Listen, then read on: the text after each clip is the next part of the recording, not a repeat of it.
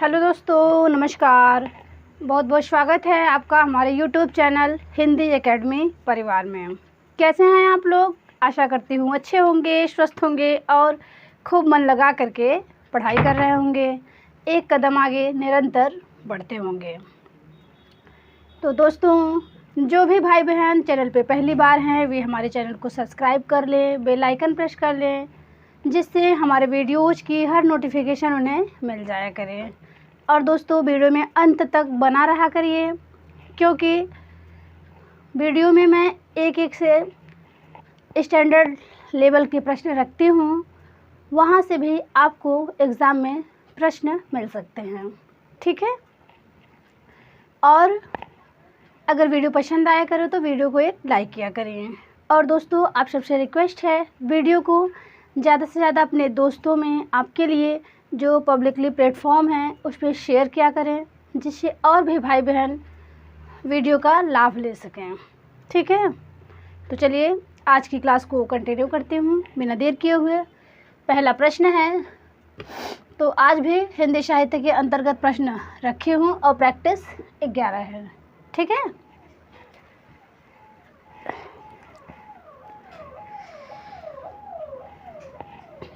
तो देखिए, पहला प्रश्न है, प्रगतिशील साहित्य के मानदंड आलोचना ग्रंथ किसका है? एक बार फिर से सुनिए।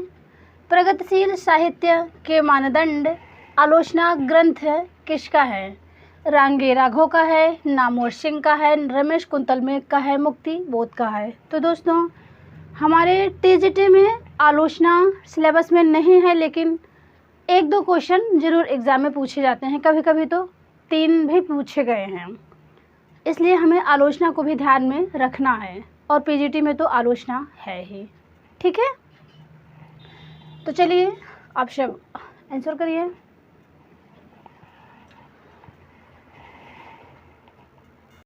तो चलिए आंसर करिए। तो देखिए, प्रगतिशील साहित्य के मानदंड जो आलोचना ग्रंथ है, ये इम्पोर्टेंट है दोस्तों, और इनमें आपका राइट आंसर हो जाएगा रांगे राघव। ठीक है? रांगे राघव। और इनके ऑप्शन बी की बात करें तो नामवर सिंह इतने चर्चित आलोचक रहे हैं कि इनके सभी आलोचना ग्रंथ पूछे जाते हैं, जिनमें आपके कुछ इम्पोर्टेंट हैं उनको आप जान लीजिए। जैसे आधुनिक साहित्य की प्रवृत्तियाँ बहुत बार पूछा गया है। आधुनिक साहित्य की प्रवृत्तियाँ हो गया, वाद विवाद संवाद हो गया, और आलोचना के मुख्य हो गया एक, दूसरी परंपरा की खोज इनकी एक है, ये बहुत बार पूछा गया है। ठीक है? तो इनको सब आप ध्यान रखिएगा। और एक जानते होंगे कविता के नए प्रतिमान, इससे संबंधित 2 रचना है। कविता के नए प्रतिमान, जहाँ पे कविता आए वहाँ पे नामवर सिंह है, और जहाँ पे नई कविता के प्रतिमान आए तो वहाँ पे लक्ष्मीकांत वर्मा है। ठीक है? तो इन सब रचनाओं को आप याद रखेंगे। नामवर सिंह के आलोचना ग्रंथ है, कौन कौन से हैं? तो आपके वाद विवाद संवाद हो गया, आलोचना के मुख्य, नई साहित्य की प्रवृत्तियाँ हो गया, आधुनिक साहित्य की प्रवृत्तियाँ हो गया, और दूसरी परंपरा की खोज हो गया। और दूसरी परंपरा की खोज जो है हजारी प्रसाद द्विवेदी पे लिखी गई है। ठीक है? तो इसको भी आप ध्यान रखेंगे। और कविता के नए प्रतिमान, और एक है कहानी नई कहानी, इसको भी। रमेश कुंतल मेघ की बात करूँ तो इनकी एक है आधुनिक तुलसी वातायन। तो देखिए, इनकी है तुलसी आधुनिक वातायन।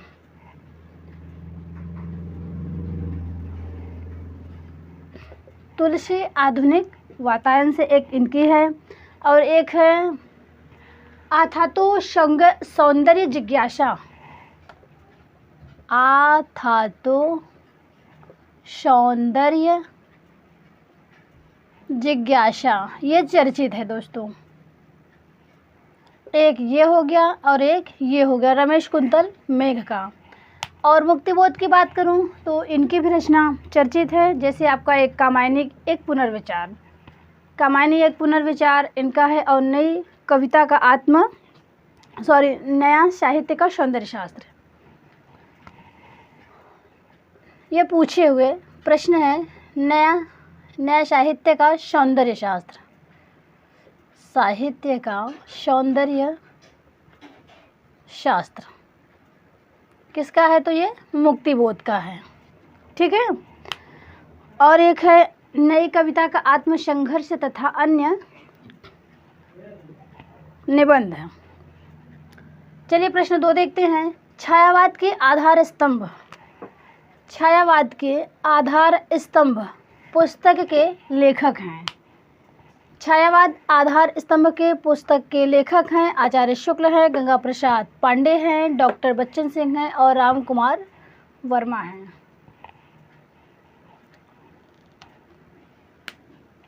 चलिए आंसर करिए।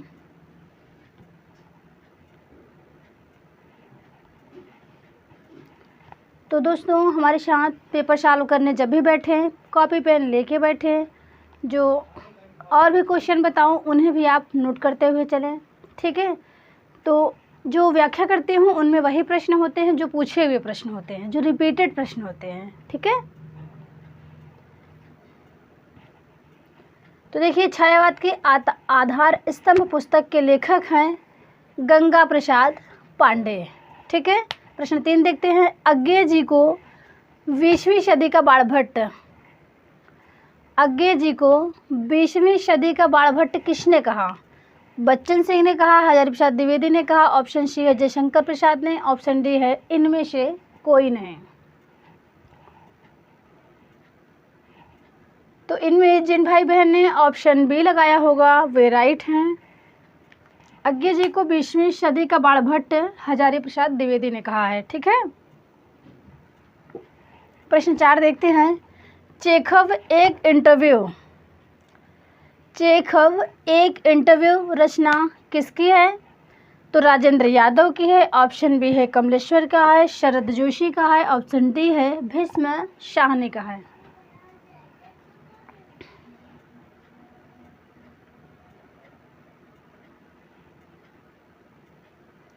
तो इसमें आपका राइट आंसर हो जाएगा राजेंद्र यादव, ठीक है। प्रश्न 5 देखते हैं। राम कुमार वर्मा का नाटक जय वर्धमान, फिर से देखिए, राम कुमार वर्मा का नाटक जय वर्धमान का प्रथम संस्करण कब प्रकाशित हुआ था?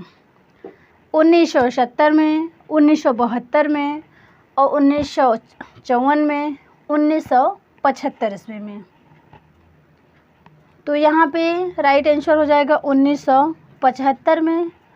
और दोस्तों एक चर्चित उपन्यास है वो आपका 1954 में प्रकाशित हुआ है। आप हमें कमेंट करके ज़रूर बताइएगा कौन सा है। और वो रचना है, मैं बता दूँ आप सबको, फणीश्वरनाथ रेणु की रचना है, उपन्यास है, ठीक है। वो उसका प्रकाशन 1954 में है। चलिए प्रश्न 6 देखते हैं। देखिए ये अलग प्रश्न है थोड़ा सा। हिंदी के 4.5 यार, हिंदी के 4.5 यार में जो साढ़े शब्द आया है किसके लिए आया है? एक बार फिर से देखिए, हिंदी के 4.5 यार में साढ़े शब्द किसके लिए आया है? दूधनाथ सिंह के लिए आया है, काशीनाथ सिंह के लिए आया है, या फिर विजय मोहन सिंह के लिए आया है, या फिर कमलेश्वर के लिए, या फिर ज्ञान रंजन के लिए? चलिए आंसर करिए।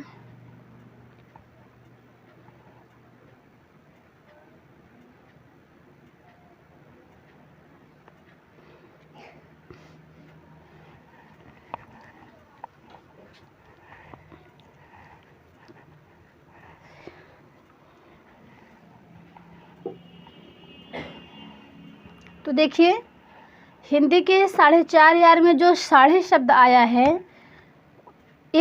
वो विजय मोहन सिंह के लिए आया है, ठीक है। 4.5 या और साढ़े शब्द आया है विजय मोहन शर्मा के लिए। और जो 4 कवि और हैं हिंदी के 4 यार में, इनको भी आप जान लीजिए। तो एक हैं दूधनाथ सिंह, दूसरे हैं काशीनाथ सिंह और तीसरे हैं कमलेश्वर, चौथे हैं ज्ञान रंजन, ठीक है दोस्तों। ये 4 कवि 4 यार में आते हैं।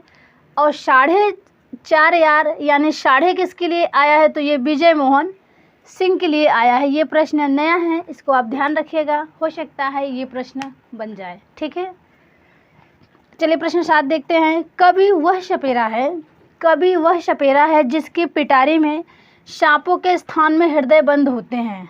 एक बार फिर से देखिए, कभी वह सपेरा है जिसकी पिटारी में सांपों के स्थान पर हृदय बंद होते हैं।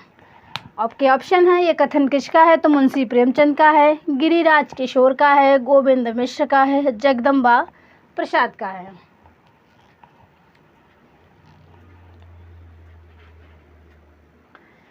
तो यहाँ पे आपका राइट आंसर हो जाएगा मुंशी प्रेमचंद। ठीक है, ये कथन मुंशी प्रेमचंद जी का है। गिरिराज किशोर का दोस्तों एक ढाई घर उपन्यास है, बहुत पूछा जाता है, तो आप ध्यान रखिएगा। एक ढाई घर है और एक है पहला गिरमिटिया, ये भी गिरिराज किशोर का है और ये महात्मा गांधी पे लिखा गया है रचना। ठीक है, ये भी प्रश्न पूछा गया है, ध्यान रखिएगा। गोविंद मिश्र की बात करते हैं तो गोविंद मिश्र जी ने 5 आंगनों वाला घर उपन्यास लिखा है, 5 आंगनों वाला घर। जगदम्बा प्रसाद दीक्षित की बात करूँ, ये जगदम्बा प्रसाद जी ने मुर्दा घर लिखा, मुर्दा घर। ठीक है दोस्तों, चलिए अगला प्रश्न देखते हैं। नवीन भावों की ईंटों से कुटी हुई पक्की सड़क है। नवीन भावों की ईंटों से कुटी हुई पक्की सड़क है, यह है आधुनिक साहित्य। ठीक है, इस पर रूढ़िवाद की बूढ़ी गाय को दौड़ाना संभव नहीं है। एक बार फिर से सुन लीजिए। नवीन भावों की ईंटों से कुटी हुई पक्की सड़क है, यह है आधुनिक साहित्य, इस पर रूढ़िवाद की बूढ़ी गाय को दौड़ाना संभव नहीं है। कथन है, कथन किसका है? रामविलास शर्मा का है, नामवर सिंह का है, नगेंद्र का है, या फिर आचार्य रामचंद्र शुक्ल का है।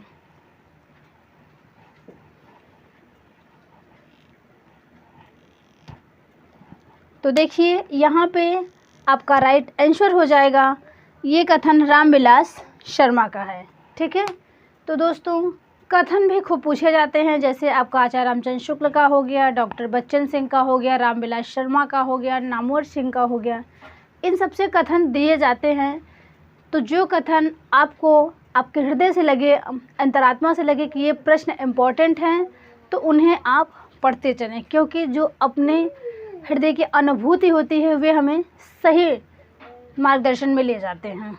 ठीक है, तो आप अच्छे से पढ़ें और अपने आप पे कॉन्फिडेंट रहें। ठीक है, चलिए आगे बढ़ते हैं।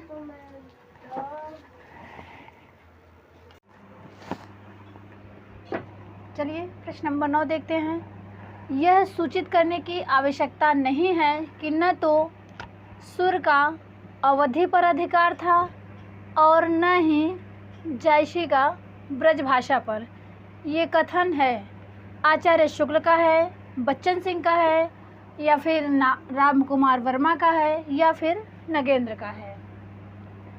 चलिए ऑप्शन करिए।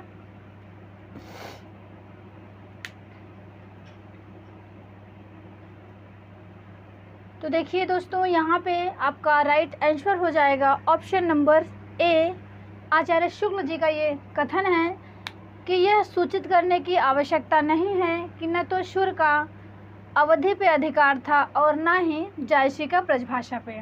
ठीक है, प्रश्न 10 देखते हैं। निम्न कथनों में सत्य कथन नहीं है। देखिए आपको यहाँ पे नहीं कथन को छांटना है, जो सही नहीं है। ऑप्शन ए है, विद्यापति की कीर्ति पताका पर वर्ण रत्नाकर की छाप माना जाता है। जो विद्यापति की रचना कीर्ति पताका है उस पर वर्ण रत्नाकर को की छाप माना जाता है। ऑप्शन बी है, धूमिल को समीक्षकों ने दूसरे परंपरा की तलाश का कवि कहा है। एक बार फिर से सुनिए, धूमिल को, इनका पूरा नाम क्या है? सुदामा पांडे धूमिल। तो देखिए, धूमिल को समीक्षकों ने दूसरे प्रजातंत्र की तलाश का कवि कहा। ऑप्शन सी है, अकाल दर्शन कविता में गांधी शब्द गांधी शब्द नेहरू परिवार के लिए प्रयुक्त हुआ है? ऑप्शन डी है सुदामा पांडे का प्रजातंत्र रचना की भूमिका विद्यापति ने लिखा है। चलिए ऑप्शन करिए।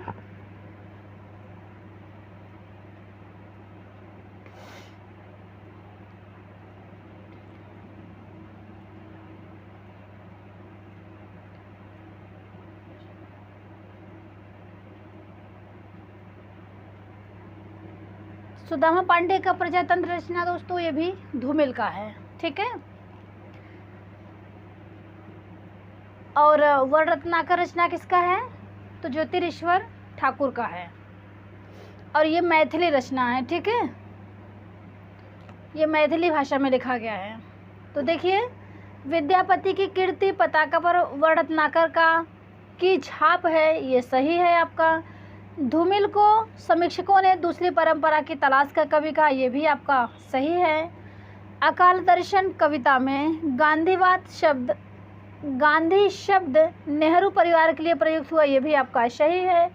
बाकी ये जो नहीं सही है वही आपका ये सुदामा पांडे की प्रजातंत्र रचना की भूमिका किसने लिखा है? तो विद्यापति ने नहीं लिखा है, बल्कि किसने लिखा है? विद्यानिवास मिश्र ने लिखा है।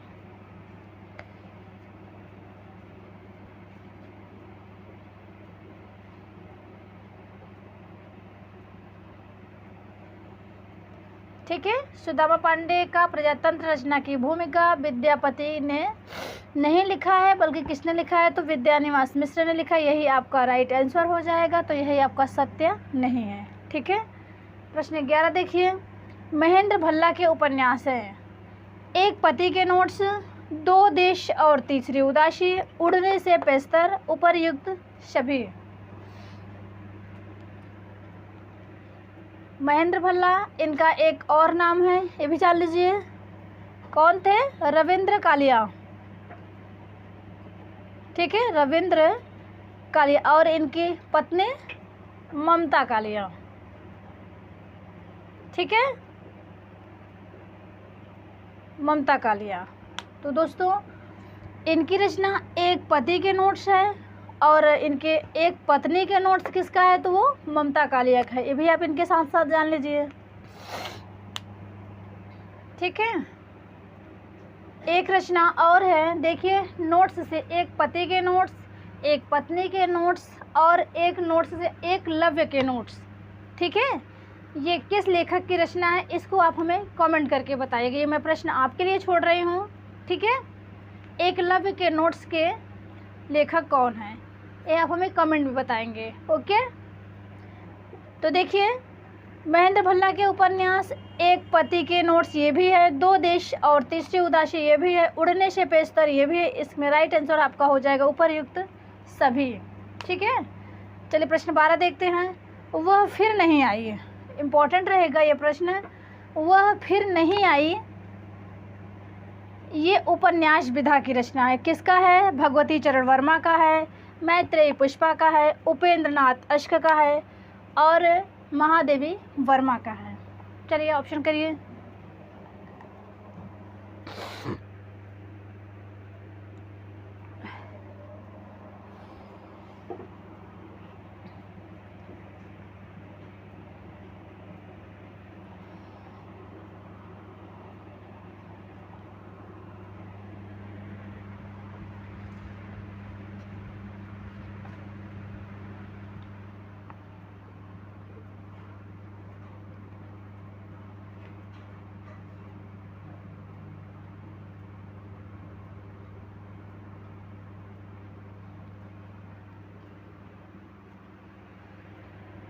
तो देखिए वह फिर नहीं आई उपन्यास है आपका भगवती चरण वर्मा का, ठीक है।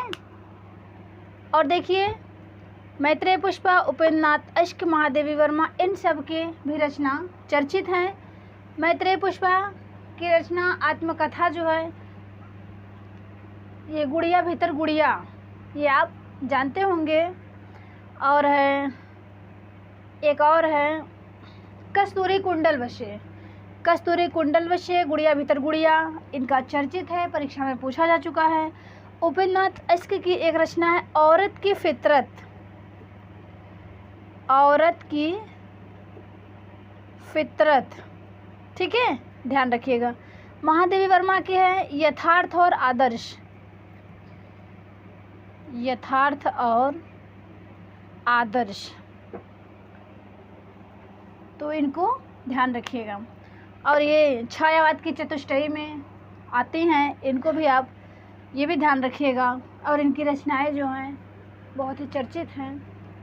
ठीक, चलिए प्रश्न 13 देखते हैं। सत्य के प्रकाश का साधन बनकर जिसकी प्रगाढ़ अनुभूति उनको हुई थी, कविता स्वयं उनकी जिह्वा पर आ बैठी। एक बार फिर सुनिए, सत्य के प्रकाश का साधन, ये आपका इम्पोर्टेंट है। सत्य के प्रकाश का साधन बनकर जिसकी प्रगाढ़ अनुभूति उनको हुई थी, कविता स्वयं उनकी जिह्वा पर आ बैठी। कथन किसका है? तो प्रताप नारायण मिश्र का है। ऑप्शन बी है श्याम सुंदर दास, ऑप्शन सी है जगमोहन सिंह, ऑप्शन डी है अंबिका दत्त व्यास का है। चलिए ऑप्शन करिए।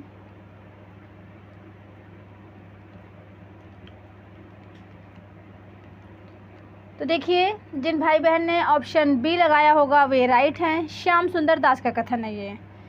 श्याम सुंदर दास जी का कथन है कि सत्य के प्रकाश का साधन बनकर जिसकी प्रगाढ़ अनुभूति उनको हुई थी, कविता स्वयं उनकी जिह्वा पे आ बैठी। ये कथन श्याम सुंदर दास का है। प्रश्न 14 देखते हैं। कबीर की वाणी वह लता है, कबीर की वाणी वह लता है जो योग के क्षेत्र में भक्ति का बीज पड़ने से अंकुरित हुए। जो योग के क्षेत्र में भक्ति का बीज पड़ने से अंकुरित हुए। ये कथन है महावीर प्रसाद द्विवेदी का है, हजारी प्रसाद द्विवेदी का है, आचार्य शुक्ल का है, या फिर इनमें से कोई नहीं।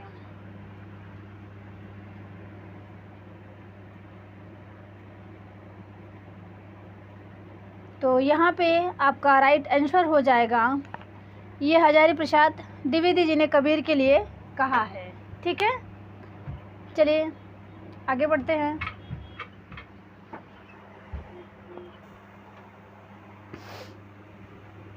चलिए प्रश्न नंबर 15 देखते हैं। आलोचकों ने बिन पेंदे का लोटा तथा थाली का बैगन किस कवि को कहा है? एक बार प्रश्न फिर से सुनिए। आलोचकों ने बिन पेंदे का लोटा तथा थाली का बैगन किस कवि को कहा है, किस लेखक को? क्षमा कीजिएगा, यहाँ पे एक ही ऑप्शन 2 बार हो गया है। पंत है, यहाँ पे कर देते हैं। यहाँ पे हमको प्रसाद लिखना था, जय शंकर प्रसाद। ठीक है, जय शंकर प्रसाद। तो देखिए, सुमित्रा नंदन पंत है, ऑप्शन है option B Jaishankar Prasad, option C निराला और ऑप्शन डी है केशवदास। चलिए आप लोग अपने अपने आंसर लगाइए।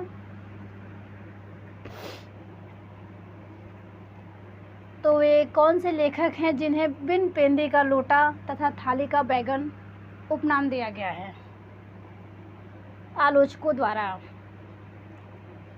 तो देखिए, जिन भाई बहन ने ऑप्शन ए लगाया होगा वे राइट हैं। सुमित्रा नंदन पंत जी को कहा जाता है। ठीक है, चलिए आगे देखते हैं। प्रश्न नंबर 16। सुधिया उस चंदन के वन की, सुधिया उस चंदन के वन की रचना है लीलाधर जगुड़ी का है, विष्णुकांत शास्त्री का है, विश्व प्रभाकर का है और राहुल शंकरित्यायन का है। इन चारों ऑप्शन में से किसका है बताइए?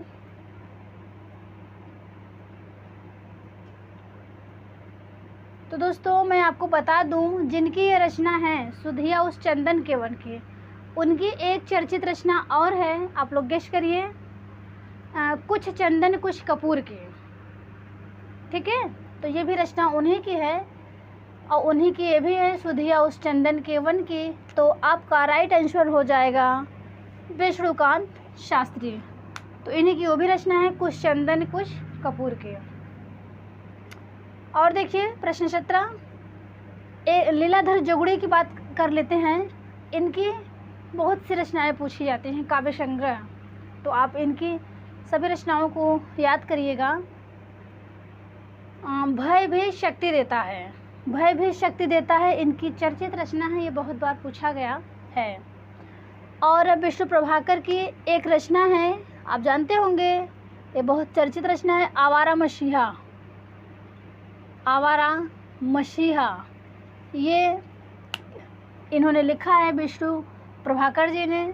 शरत चंद्र की ये जीवनी है, शरत चंद्र चट्टोपाध्याय की, जो कि एक बंगाली लेखक हैं, और इन्होंने ये 14 वर्षों में लिखा था। ठीक है, तो ये भी आप ध्यान रखिएगा। और ये 3 पर्वों में लिखा गया है, आवारा मसीहा 3 पर्वों में लिखा गया है। पहले पर्व का नाम है, इसमें 3 पर्व हैं।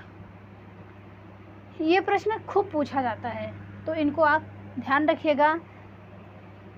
एक है आपका दिशाहारा, दिशाहारा। दूसरा है आपका दिशा की खोज।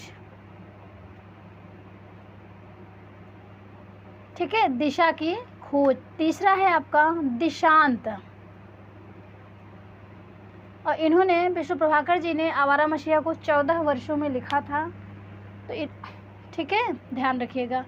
और दोस्तों, घुमक्कड़ शास्त्र की बात करें तो घुमक्कड़ शास्त्र राहुल सांकृत्यायन जी ने लिखा है, और ये घुमक्कड़ी प्रवृत्ति के थे, और घुमक्कड़ त्रयी में ये गिने जाते हैं। तो इनकी सभी रचनाएं जो हैं राहुल सांकृत्यायन की भी आप ध्यान रखिएगा। ठीक है, इन्होंने तिब्बत की यात्रा और बहुत सी यात्राएं इन्होंने की है, तो अपने सभी यात्राओं को एक एक नाम दिए हैं, ये जहाँ जहाँ की यात्रा किए हैं, तो आप ध्यान रखिएगा। निम्न में केंद्रीय स्वर है, देखिए निम्न में केंद्रीय स्वर है। ऑप्शन ए है अ, ऑप्शन बी है ई ए ऐ, ऑप्शन सी है आ उ ओ औ, ऑप्शन डी है आ। बताइए केंद्रीय स्वर कौन सा है? तो मैं बता दूं आपको, केंद्रीय स्वर मध्य स्वर को कहते हैं। जो स्वर होते हैं जिह्वा के आधार पे, अग्र स्वर, मध्य स्वर, पश्च स्वर, तो जो मध्य स्वर होता है उसी को केंद्रीय स्वर भी कहते हैं। ठीक है, तो अब आप पकड़ लिए होंगे, मध्य स्वर अ को कहा जाता है।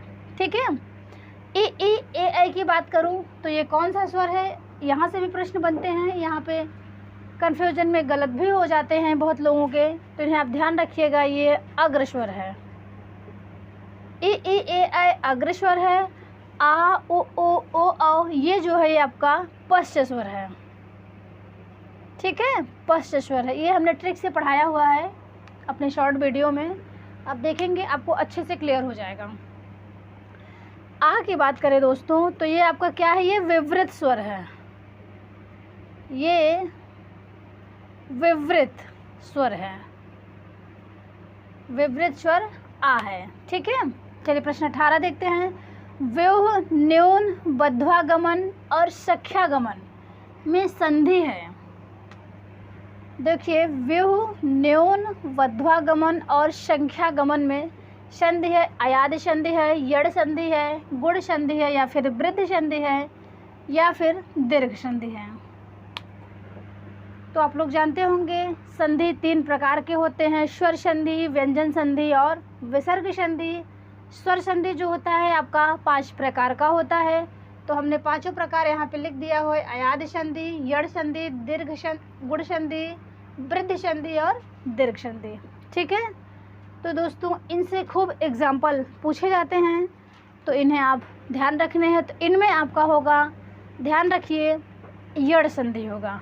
ठीक है, यड़ संधि होगा। जैसे यड़ संधि का सूत्र है इकोड़ यची, तो इसी से इसमें य व र ल अंतस्थ व्यंजन जो चारों वर्ड है उनका प्रयोग रहता है, तो आप इससे पकड़ लेंगे। जहाँ पे य शब्द आया हो, य और व, तो वहाँ पे यड़ संधि होता है। अयादि संधि में दोस्तों अय, आय, अव, आव होता है, एचो, अय, वायावह से। तो ये सब आप जानते रहेंगे तो अच्छे से कर पाएंगी। जैसे इनके कुछ एग्जाम्पल जो पूछे जाते हैं, नाविक हो गया, नवधन एक नाविक, और नेधन अन्न नयन, भोधन अन्न भवन। तो ये सब चर्चित हैं। ठीक है, गुण संधि जैसे आपका महेंद्र हो गया, सुरेंद्र हो गया, ये सब एक ट्रिक और याद करिए जिस पे एक ही मात्रा लगी रहती है, एक चुटैया जो होती है एक, तो वहाँ पे गुण संधि होता है एक चुटैया, और जहाँ पे दो चुटैया रहता है वहाँ पे आपका ये वृद्ध संधि होता है। ठीक है, और दीर्घ संधि जैसे आपका हिमालय हो गया, विद्यालय हो गया, विद्याधन आलय, और अतीव हो गया, तो ये सब। और वृद्ध संधि के एग्जाम्पल देख लीजिए, जैसे सदाधन एवं सदैव बहुत पूछा जाता है, एक धन एक एक, और तथा धन एव तथैव, और परमौषधम, ये सब पूछे जाते हैं इनसे। ठीक है, प्रश्न 19 देखिए, निम्न में पुर्तगाली भाषा का शब्द है, निम्न में पुर्तगाली भाषा का शब्द है। तो देखिए ऑप्शन ए है कमरा, गोदाम, तौलिया, आलू, काजू, ये आपका ऑप्शन ए है। ऑप्शन बी की बात करें, किताब, दरोगा, कानून, खर्च, गिरफ्तार, कस्बा। ऑप्शन सी की बात करें, खून, मुर्दा, दुकान, बादाम, बर्फ, हजार, और ऑप्शन सी है, ऑप्शन डी है, क्षमा कीजिएगा डी है, तोप, कुर्ता, लाश, उर्दू, कैंची, चाकू। दोस्तों हमने जब भी अपने प्रैक्टिस में एक एक क्वेश्चन विदेशी भाषा के शब्दों को ले ही लेती हूँ, ताकि आपका अच्छे से इनका एक अच्छे से संग्रह तैयार हो जाए, जिससे आपके प्रश्न ज़रूर मिल जाएं, यहाँ से तैयार हो जाएं ढेर सारे विदेशी भाषा के शब्द।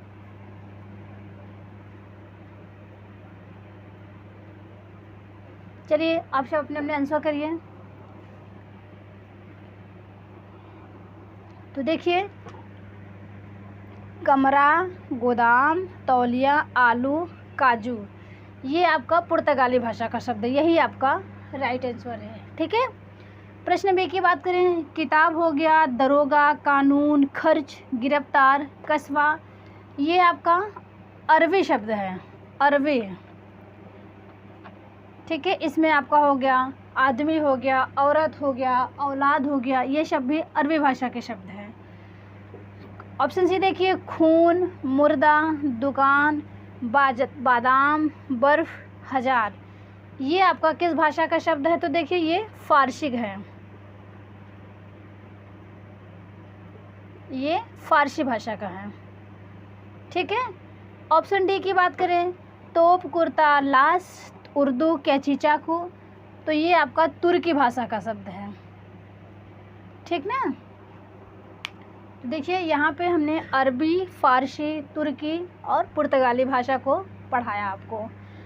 एक और देखिए कॉमन बात जानिए, ये जो बिंदी शब्द लगा है इसको क्या पढ़ते हैं हिंदी में, आपको पता है? तो देखिए हजार शब्द में जो बिंदी लगा है इसको नुक्ता बोलते हैं। इसको क्या बोलते हैं हिंदी में? तो ये नुक्ता है। कहाँ कहाँ नुक्ता लगते हैं? तो आपका जो फ होता है, देखिए जैसे आपका हो गया नफ़रत, यहाँ पे आपका नुक्ता लगेगा। ठीक है, नुक्ता। और आपका जहर हो गया, ज पे, फ पे, इन कुछ ऐसे हिंदी में वर्ड है जहाँ पे नुक्ता का प्रयोग किया जाता है। तो जिन अक्षरों के नीचे बिंदी लगी रहती है वे नुक्ता कहलाते हैं, और उनके कुछ शब्द हैं। ठीक है, तो जान लीजिए ये नुक्ता कहा जाता है इसे। एक शब्द और जानिए, देखिए काजू जो है, ये काजू पुर्तगाली है। काजू ये तो आपका पुर्तगाली है। ठीक है, काजू। और ये बादाम जो है आपका, ये फारसी है। बादाम ये फारसी है। इसी तरह एक शब्द और होता है अखरोट,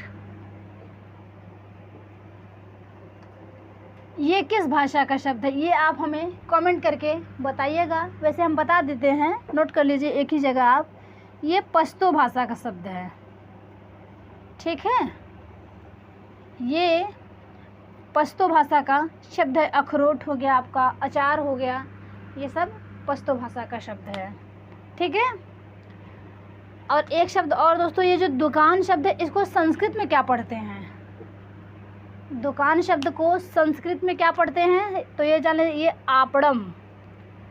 आपड़म, आपड़म में दुकान होता है संस्कृत में। चलिए, हम हिंदी पढ़ रहे हैं, हमें संस्कृत की भी नॉलेज रहनी चाहिए। देखिए, निम्न में स्त्रीलिंग शब्द नहीं है। यहाँ पे आपको नहीं शब्द बताना है। देखिए, निम्न में स्त्रीलिंग शब्द नहीं है। ज्वार, मक्का, सरसों, चना। चलिए, आप सब अपने आंसर लगाइए।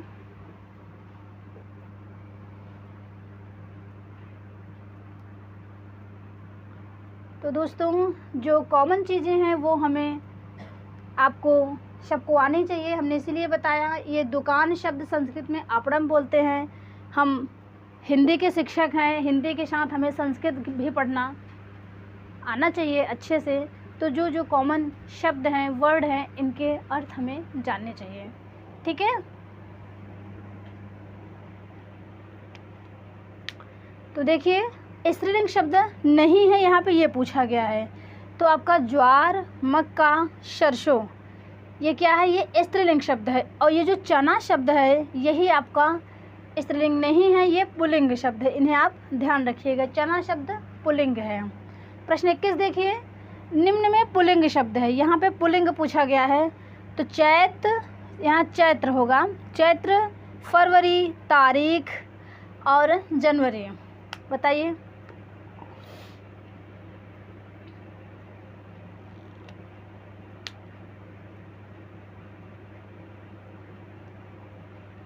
तो देखिए, इनमें आपका चैत्र शब्द जो है, ये चैत्र शब्द जो है यही आपका पुल्लिंग हो जाएगा। बल्कि फरवरी, तारीख, जनवरी, ये सब स्त्रीलिंग शब्द हैं।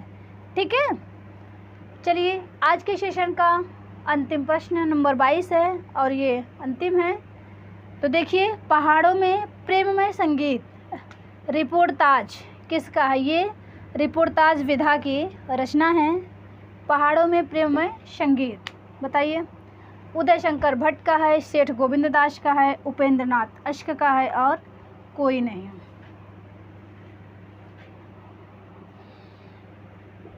तो यहाँ पे आपका राइट आंसर हो जाएगा option number C, Upendra Nath अश्क का है। ठीक है। तो दोस्तों, प्रश्न कैसे हैं इस पे आप सब अपनी राय ज़रूर दीजिएगा। और वीडियो अच्छा लगा हो तो एक लाइक करिएगा, हमें सपोर्ट करिएगा। ठीक है। अब मिलेंगे हम अपने नेक्स्ट वीडियो में। तब तक के लिए नमस्कार।